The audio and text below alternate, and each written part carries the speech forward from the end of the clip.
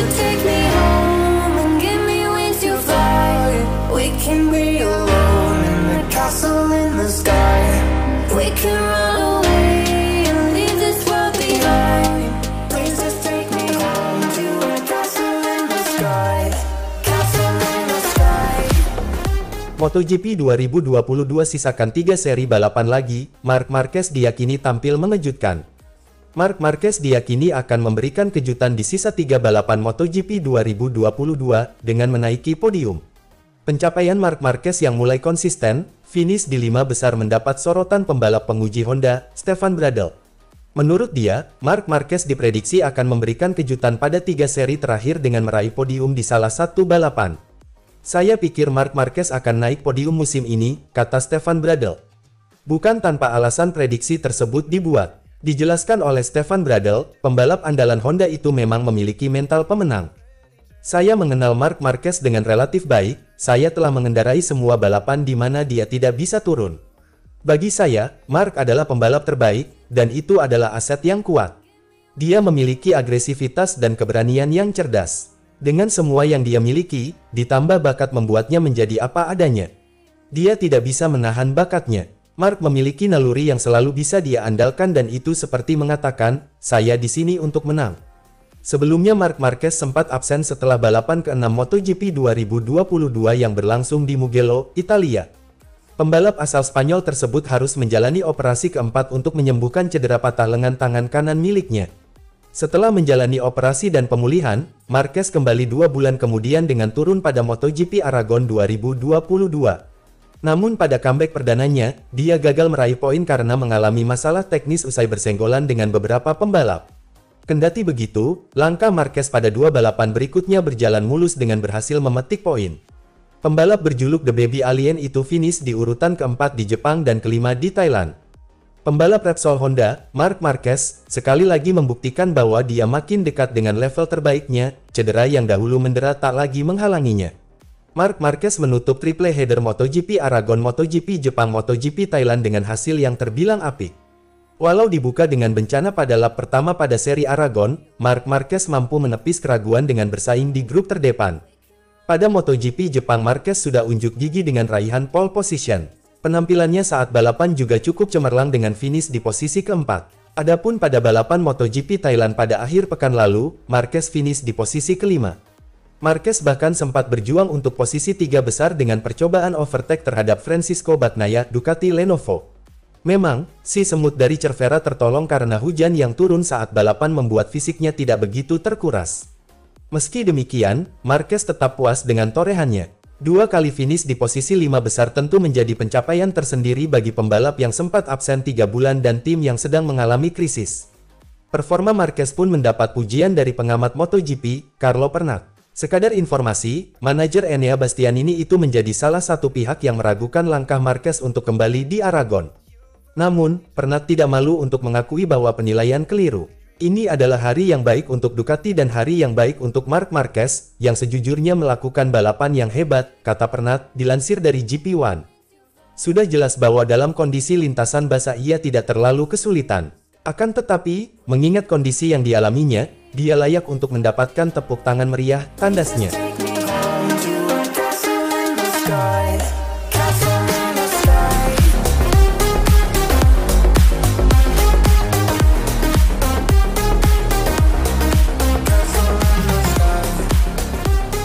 Dibuntuti Francisco Bagnaia, Fabio Quartararo disebut berada dalam situasi sulit. Pembalap Monster Energy Yamaha, Franco Morbidelli, menyebut rekan setimnya, Fabio Quartararo, tengah mengalami masa-masa sulit dalam perebutan gelar juara dunia MotoGP 2022.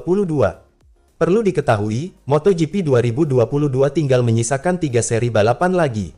Dalam 3 sisa balapan terakhir, pembalap Ducati diyakini akan membantu Francisco Bagnaia, Ducati Lenovo untuk meraih hasil maksimal.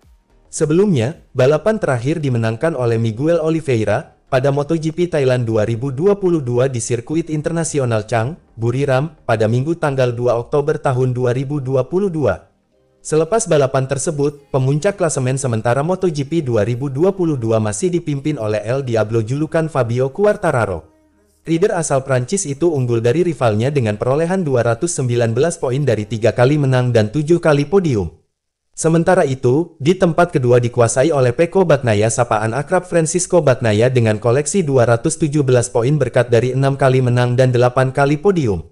Rider asal Italia itu hanya terpaut 2 poin saja dari El Diablo.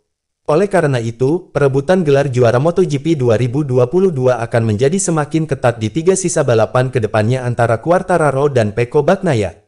Menarik untuk dinantikan siapakah yang akan keluar sebagai juara, apakah sang juara bertahan, Fabio Quartararo?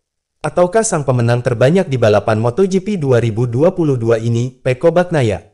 Sementara itu, Franco Morbidelli turut buka suara terkait peluang Fabio Quartararo untuk menjadi jawara pada MotoGP 2022 ini. Pada kesempatan tersebut, rider asal Portugal itu mengatakan bahwa Fabio Quartararo saat ini dalam kondisi yang sulit. Pasalnya, lebih lanjut, Franco Morbidelli menilai para pembalap Ducati yang lain telah membantu Pecco Bagnaia dalam memperoleh poin pentingnya. Dalam hal ini disebut-sebut sebagai team order meski sebelumnya manajemen Ducati membantah hal itu. Terlepas dari hal itu, Franco Morbidelli merasa para pembalap Ducati yang tampil mendominasi telah membuat rider Yamaha merasa kalah kuat dan cepat. Oleh karena itu, ia menyebut bahwa Fabio Quartararo berada dalam situasi yang sulit dalam perebutan gelar juara dunia ini. Bagi Fabio Quartararo, ini adalah situasi yang sulit karena kita semua tahu dia dipaksa untuk bertarung setiap saat dengan sekelompok besar pembalap Ducati yang cenderung membantu Bagnaia, yang menambah kelemahan motor kami, ujar Franco Morbidelli, dilansir dari GP1.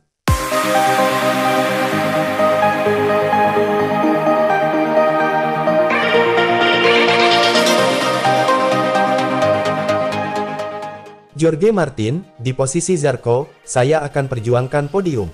Jorge Martin mungkin gregetan melihat Johan Zarco tak kunjung menyalip Francisco Bagnaia di MotoGP Thailand, Minggu tanggal 2 Oktober tahun 2022. Padahal, rekan setimnya punya kans besar untuk naik podium. Pembalap asal Prancis itu beberapa kali mencatatkan waktu tercepat. Pada lap terakhir, ia memiliki kesempatan untuk menyerang Pecco dan mengambil alih posisi ketiga. Namun, langkah itu tidak dilakukan dan terus menempel di belakang rider Ducati tersebut. Tudingan bahwa pabrikan Borgo Panigale sengaja melakukan tim order demi Bagnaia juara pun terus bermunculan. Pandangan berkebalikan dilontarkan Martin. Rider Pramac Racing itu mengemukakan tak akan kendur ketika berada dalam posisi Zarco. Ia akan memprioritaskan podium untuk diri sendiri lebih dulu. Lebih baik untuk Ducati jika Pecco finish ketiga dan dia memenangi balapan. Namun, pada akhirnya, kami berada dalam kejuaraan dunia. Saya pastinya akan berjuang untuk podium, tuturnya dikutip dari as.com. Memang benar bahwa jika Anda berduel dengan Pecco untuk posisi ke-6 atau ke-8, kemudian Anda tidak perlu menyalipnya. Namun, sebuah podium patut dicoba dan terlebih lagi, Anda menjaga kecepatan dan mencoba memenangi balapan. Martin sangat kerepotan balapan dalam kondisi hujan. Ia memulai dari baris paling depan di antara Marco Bezzecchi dan Francisco Bagnaia. Namun pada akhirnya, rider 24 tahun itu terpuruk di urutan ke-10. Ia mengaku kehilangan grip terutama saat mengebut. Balapan saya merupakan bencana sejak awal. Mereka membuat gerakan sedikit ke batas dan saya harus berhenti lalu melebar, jika tidak saya akan jatuh, ia melanjutkan. Saya tidak punya grip di belakang, terutama dalam kecepatan tinggi. Dalam kondisi kering, saya siap memenangi balapan. Sungguh disayangkan, kami harus meningkat dalam kondisi ini. Di trek kering, kami mengambil langkah maju sejak di Jepang. Hujan lebat membuat jarak panjang terbatas sehingga sulit baginya bermanuver. Ia pun menahan diri karena potensi bahaya lebih besar. 4 atau 5 lap pertama sangat berbahaya karena Anda tidak bisa melihat motor di depan. Anda tidak bisa melihat ekor motor, ia mengeluh.